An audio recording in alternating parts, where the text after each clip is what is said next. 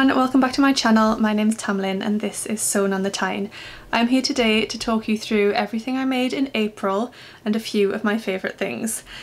Sorry this video is a little bit late. I'm filming this on the 12th of May, which is almost halfway through May, but I just hadn't got around to filming it yet, let's be honest. I'm here now. So let's get into it. I made a few things in April. I made 11 things, 10 garments and 1 bag. So let's go through them. The first few things I made were things that I already had cut out previously. So I'd cut them out in March and I just had to get them sewn up. So I started off April with making a few simple things out of jersey that I just needed to take off my list. So first of all, it was the Megan Nielsen Cara top. Now, if you watched last month's makes video, you know I made some of these last month. I made the long sleeved version last month and one of the short sleeve versions, and then I wore the short sleeved top a lot. So I knew that I wanted to make some more. So I actually cut out 3 more and got those sewn up at the start of April. 2 of them are with fabric from Material Girl Laura. So cotton jerseys, floral, from Material Girl Laura. I love the fabrics that she stocks. She also has a 10% off code going at the minute. It's been going for a while now, I think since the start of the COVID-19 situation.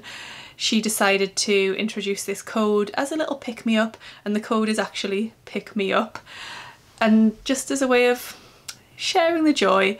So I purchased some fabrics from her and I really love them. The first one is a black cotton jersey with this incredible colourful floral design all over, which I really like. I love the dark background. I think it suits me and I really like wearing it. Then the second one I made with fabric from Material Girl Laura again was another floral, but this time on a mint background, and I really love the colours in this one. Then the third version I made was with a fabric from a So Hailey Jane box a few months ago, and it's a lilac fabric with an arrow design on it. So I'm really happy with all 3 of those and I've been wearing them a lot. I love the ruched side seams that just give me that shape in and fit over my bump, and I really hope I'll be able to continue wearing these post baby. I'm sure I will. They'll just give me a bit of extra room for dinner. The next thing I made, again which I'd already cut out, is a Closet Case Ebony tee. I made the cropped version, but I've talked about this before, I have to lengthen that, and I think even if I wasn't pregnant I would have to lengthen it because it is incredibly cropped. I lengthened it by 6 inches and you'll be able to see from the photos of where it comes up to. I used a Liberty viscose jersey from Guthrie and Garney, which is incredible quality and I absolutely adore it. Just to direct you to a video actually, Lauren from Guthrie and Garney filmed a video recently about her making the Closet Case Ebony tee. She also lengthened hers, so I'll link to that down below and you can go and see a little bit more about the making of that top. But yeah, I love this one, really happy with it. Again, it's one that I'll get wear out of after the baby has arrived as well. The next thing I made was something from the new Tilly and the Buttons book. So her book Make It Simple, and it's the Bertha cardigan. I'd already made one of these before in a See You at 6 fabric, or a combination of See You at 6 fabrics.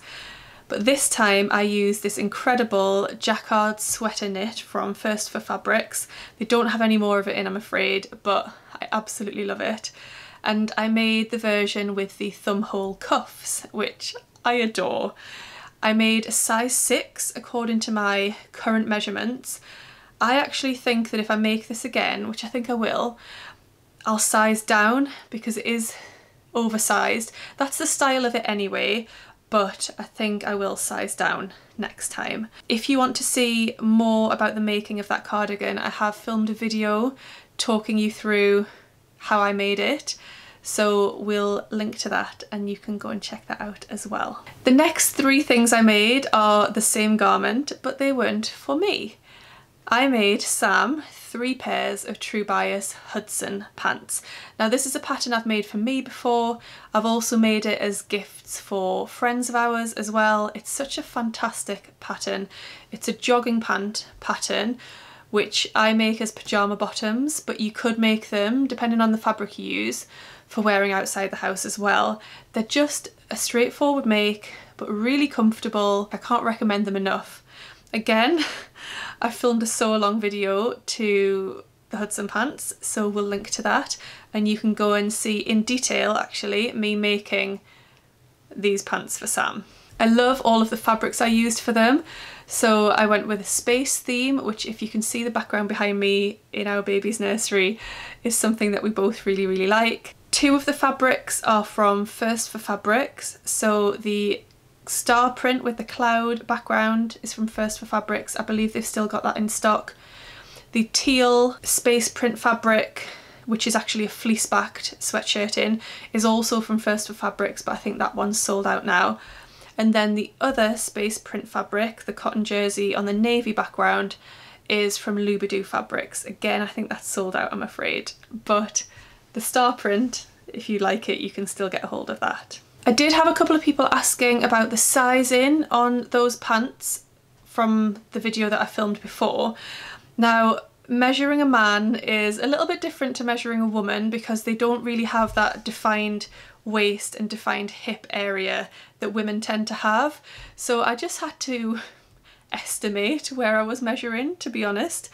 And they are a slim fit pant. They're supposed to be a slim fit. So depending on what sizing or style your partner or son or brother, whoever you're making them for, depending on what size and fit they prefer, you might want to size up or down. And just the important bit that I found was that when it comes to inserting the elastic and deciding on the length of that, I got Sam to try them on at that point and show me where he wanted to wear them, so where he wanted the waistband to sit.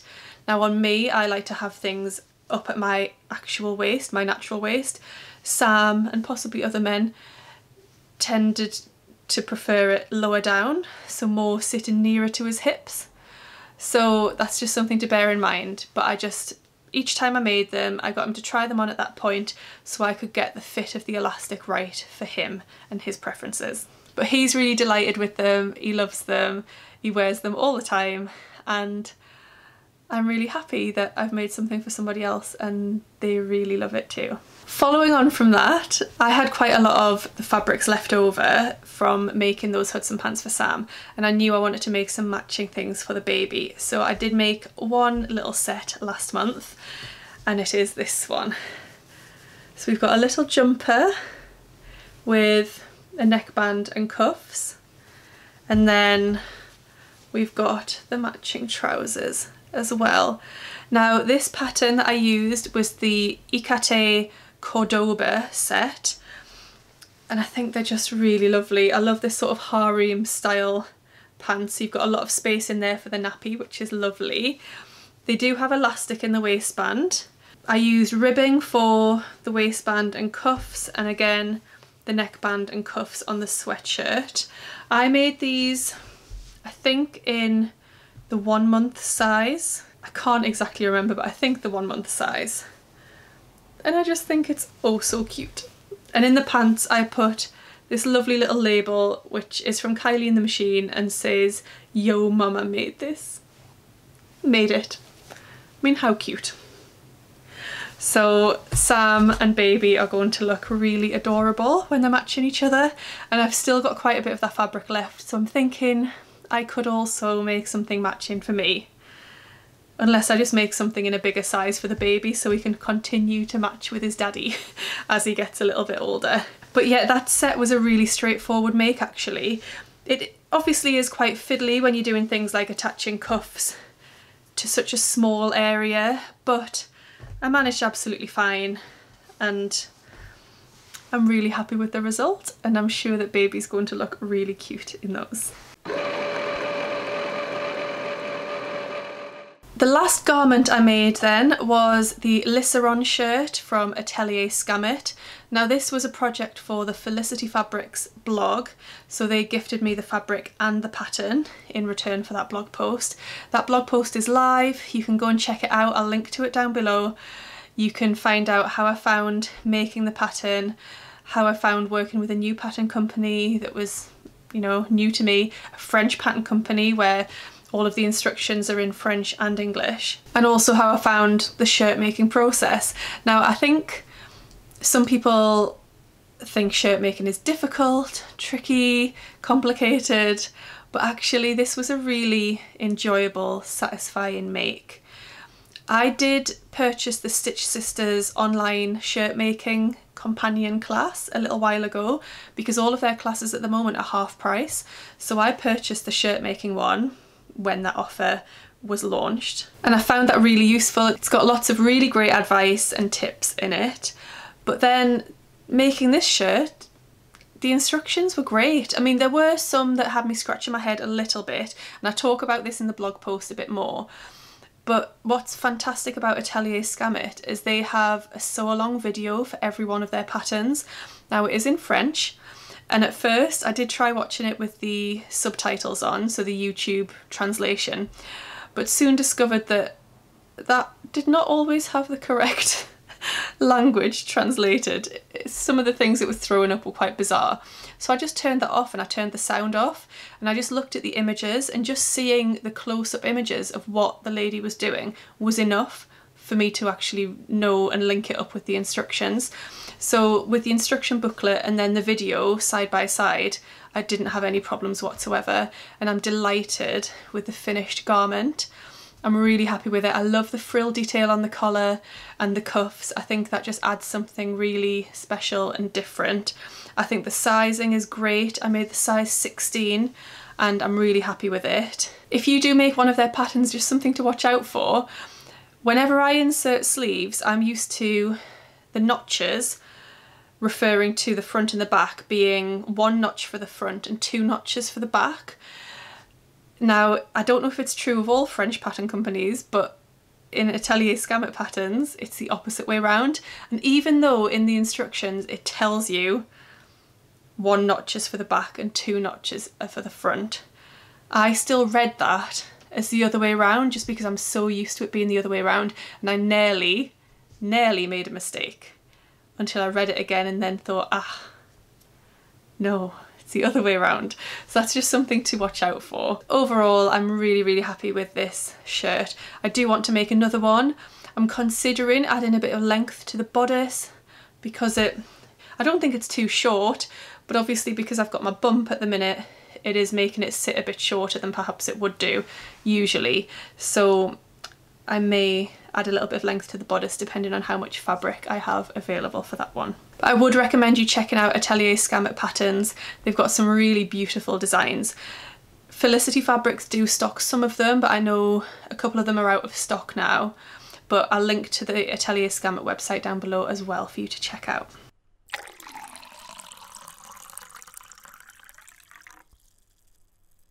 The last thing I made in April is something a little bit different for me because it's the very first time I've made this particular item, and it's a bag.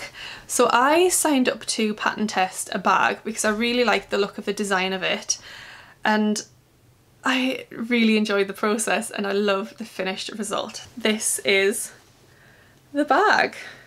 Let's see if I can get that all in shot. There we go. So it's a backpack, and it's a space themed backpack, so again, perfect for me. It's the Planetary backpack and it's by Incomplete Stitches. Now this is her first pattern, her first PDF pattern. It's described as a relaxed backpack with a drawstring, so I'll show you the drawstring. Got the drawstring there that brings in the opening, and a top cover flap, so that's this bit, and an easy access outer front pocket. So that is this bit here. It's described as a mid-sized backpack, perfect for a trip to the park or all the essentials you need for little one's first trip to outer space. I love that. After the testing process, Sarah, who designed the pattern, asked the testers to say what level they thought the pattern was, and I went with an advanced beginner. I've never made a backpack before and I didn't struggle with any of the steps because her instructions are so in-depth, so detailed, with amazing images along the way, that it was a breeze really. So to access this pattern, it's actually part of a sewing magazine called One Thimble. The magazine gets released on the 16th of May, but you can actually pre-order it now to access it. So I'll just show you a little bit more about the bag. So here we go. So we've got the main outer fabric, which I chose as this cotton canvas. I picked this up in New York when I was there last year. I've added this patch to the front, which again I got in New York, and it says "Rule the World." I've used pink webbing for the handles, the straps, things like that. Again, I picked that up in New York. Then the other fabrics I've used for the inner flap here, this is a fat quarter from a Sew Hayley Jane subscription box, and I've also used that for these planets on the front. Then I've used some cord for this part of the bag, which is left over from a pair of dungarees that I made last year or the year before. And I just love how all those colours work so well together. Then on the back we've got another planet using that cord fabric. I love that it's got some nice quilting detail down the middle. It's really nice. Now the reason I've tied the straps in knots here is that the adjustable sliders I had weren't big enough for the webbing, so I need to actually pick some up. So I've just tied them in a knot for now. Then if we pull the drawstring, and not drop the bag, you can see there I've installed grommets, which was the first time I've ever done that. Then on the inside I've used another space print fabric, which is a brushed cotton that Kaylee, who works at First for Fabrics, she actually gave that to me. It was just a remnant that I spotted when I was in there, and it just belonged to her, and she said, oh, you can just have it, because I haven't planned what I'm going to do with it. So I've used that for the inside. So I really, really love this bag. I think it's gorgeous. It'll be perfect to make for a child. I know somebody on the testing group actually made a smaller version, so they just, I'm not exactly entirely sure how they did that, but I think it was printing out the pattern pieces at a smaller size on their printer, and they were able to make a smaller version for their child. But I am really happy with it. I think it's really cute. I'm going to use that a lot once we can go back outside. So that is everything that I made in April. So now just to talk you through some of my favourite things of the month. Starting off with a food or a snack, and it's sweets. I discovered, I think I saw them on an Instagram story, but I discovered a company in the UK called Sweetsy who deliver pick and mix to your door. So you can go onto their website and you can either get a random selection or you can pick the sweets that you want to be included, and I've ordered from them 3 times now because it's just lovely to have something as a little treat, something sugary, something sweet, and yeah, I've really enjoyed getting their sweets. So I'll link to their website down below. I think they just post to the UK, and I'm sure there are other companies that do the same thing, but I've found my experience with Sweetsy has been fantastic, and I've really enjoyed getting my little treats of pick and mix.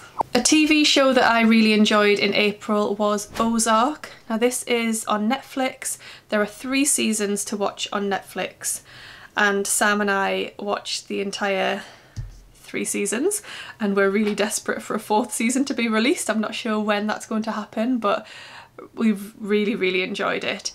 Each episode's about an hour. The basic premise is around a family that get involved in money laundering for a drug cartel, and then there's all sorts of drama that goes along with that, but it's really, really fantastic. It's directed, I believe, by Jason Bateman, who also plays the lead character Marty Bird, and I would highly recommend it if you haven't checked it out. I have been reading a lot recently. A lot. I've been reading probably a book every couple of days, sometimes a book in a day. And if you'd like to follow along with my reading journey, I have a Goodreads account. I'll link to that down below, and you can follow me on there and you can see what books I've been reading and what rating I've given them out of 5 to see whether I've enjoyed them or not. But I've picked out one book as my favourite of the month, and it's a book called The Cows by Dawn O. Porter. I'll just read you the blurb from the internet just to give you an idea of what it's about. I'm not very good at describing books, so I'm going to read you it from here. Fearlessly frank and funny, the debut adult novel from Dawn O. Porter is the book that everybody needs to read right now. 3 women, a whole world of judgment. Tara, Cam and Stella are very different women, yet in a society that sets the agenda, there's something about being a woman that ties invisible bonds between us. When one extraordinary event rockets Tara to online infamy, their 3 worlds collide in ways they could never imagine, and they discover that one woman's catastrophe might just be another's inspiration. Through friendship and conflict, difference and likeness, they'll learn to find their own voices, because sometimes it's okay not to follow the herd. I devoured this book. I absolutely loved it. It's been on my shelf for months now. I think I bought it over a year ago, and I've just never been drawn to pick it up, and then I did, and I read it within the space of 2 days, I believe, maybe even a day. I absolutely loved it, so I'd highly recommend it if you haven't read it already. A small business that I just wanted to draw your attention to is a fabric and haberdashery shop in Ashby de la Zouch in England. I've mentioned them before, but they are called Sew Your Own Wardrobe, or Sew Wardrobe, and they closed throughout the COVID-19 pandemic, but they decided right at the end of April that they were able to open again for online orders, and they've just got 1 member of staff going in to fulfill online orders, and I'm really happy that they're back. I really love their business. I've been there twice now and really love it. It's a beautiful shop.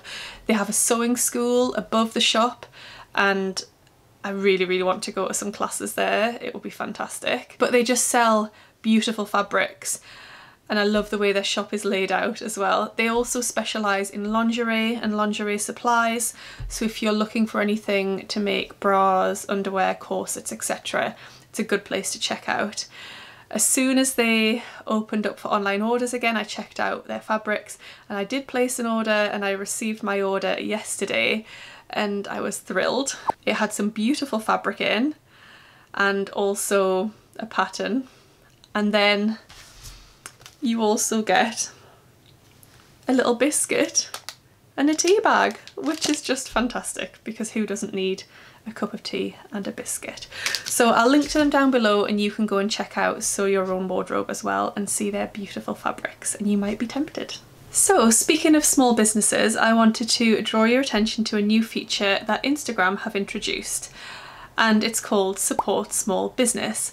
Now, usually in my monthly favourites videos, I share an Instagram account that I've really been enjoying, but I wanted to share this feature this month in case you want to go ahead and use it.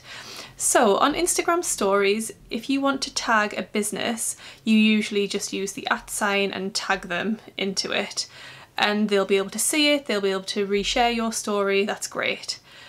But Instagram have now brought in a new feature, which I guess coincides with COVID-19 and knowing that at this time small businesses need our support more than ever, but hopefully this feature is here to stay because I think it's fantastic. So I'm going to show you how to use it. So you just go into your Instagram stories, and then I've just given myself a plain background, but you would have maybe a photo there that you'd taken or something like that.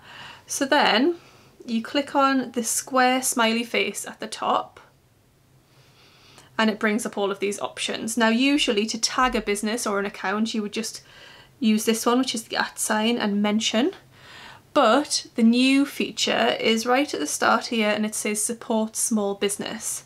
You click on that, and then you start to type in the name of the business that you want to tag. So for example, if I wanted to tag Sew Your Own Wardrobe, I would start to type them in. And after I've only typed in 4 letters, it actually comes up with the options. So I know it's this one here. I click on that one, So then it brings up this little sticker icon, which is really cool. So it's got the name of the business and then it's got some of their most recent Instagram posts. And then anyone that sees your Instagram story can click on that. And it's not going to work because it's my story, but it would give them a link to their website and the profile of that business. So it's just a really great way of sharing small businesses and what they're all about and directing people to go and check out that business. And I've already used that feature today when I shared my Me Made May outfit of the day. I shared Sew Your Own Wardrobe because the top I was wearing was made in their fabric. It's actually the one I've got on underneath here. It's just a bit chilly, so I'll put my jumper on. So there you go, that's just a feature that I thought was really lovely and worth sharing. And then the last thing I just wanted to mention as a favourite was a new YouTube channel that you might not be aware of, and it's called Made by Kath Craft. So Kath is really lovely. She recently started her YouTube channel a few weeks ago, I think, and she's been sharing some fantastic makes and plans. So I'll link to her down below and you can go and check out her channel. She also has an Instagram account where she shares her makes, which I'd recommend you go and follow as well. And we're at the end. That is everything. I feel like that was a bit of a mammoth video, but hopefully you've enjoyed seeing the things that I made in April and hearing a little bit about some of my favourite things. Thank you so much for watching. Please comment down below and have a little chat. What was your favourite one of my makes this month? Do you like any of the same favourites as I have shared? If you don't already subscribe to my channel, please do, and hit the notification bell to find out when my next video is going to be up. And I'll see you again very soon. Happy sewing. Bye. It's got lost. I thought you were asleep downstairs.